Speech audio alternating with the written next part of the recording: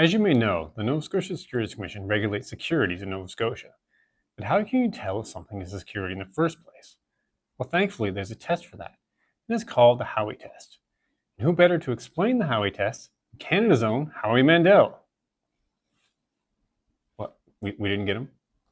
Oh, you never called him. Well, you don't actually know him. You just said you did because you wanted to impress us. Okay, so I guess I'll do it. Let's find out about the Howey Test.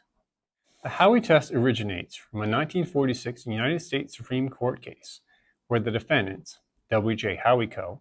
and Howey in the Hill Service, Inc., owned citrus groves in Florida and sold grove plots to outside investors.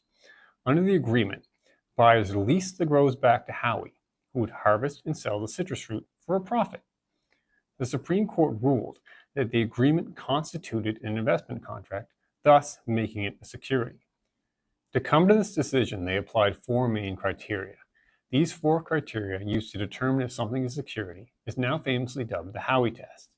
These four criteria include: it must be an investment of money, there is an expectation of profit, it is a common enterprise, and the profit is generated by a third party.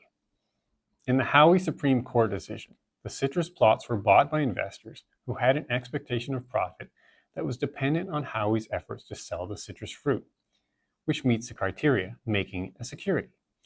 Another example of an investment that passes the Howey Test is stock in a company.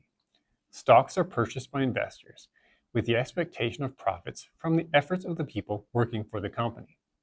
In Canada, the Howey Test was adopted by our Supreme Court in the Pacific Coast Coin Exchange decision of 1977. So if there's ever a question of whether something is a security or not, just put it through the Howey Test. And that's the basics of the Howey Test.